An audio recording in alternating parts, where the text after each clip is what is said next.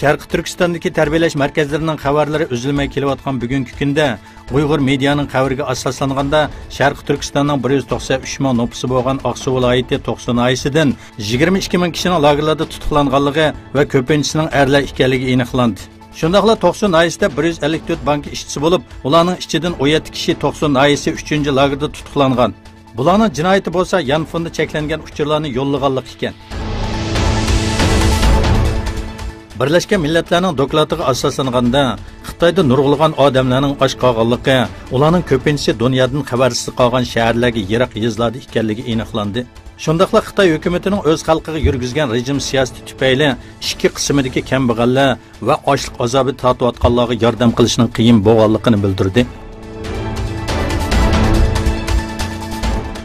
Finlandiyada panohlanib yashayotgan Uyg'urlar Sharqi Turkistondagi Xitoy zulmlari va erki qirg'inchiliklarni Yevropadagi davlatlarga va xalqaroga bildirish uchun Finlandiyaning poytaxti Helsinkidan piyoda yo'lga chiqdi.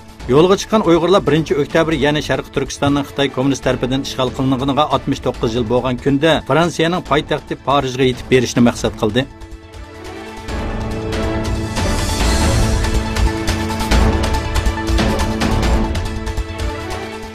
Amerika davlat prezidenti Donald Trump Kanada bilan o'tkazgan tijorat muzokara yig'inining nihoyatda jiddiy elib berilganligini bildirib, agar muzokara unum bermasa bizning davlatimiz uchun foydasi bo'lsa-mu, ammo Kanada uchun undaq emas deb Kanada davlatiga aktiv tahdid soldi.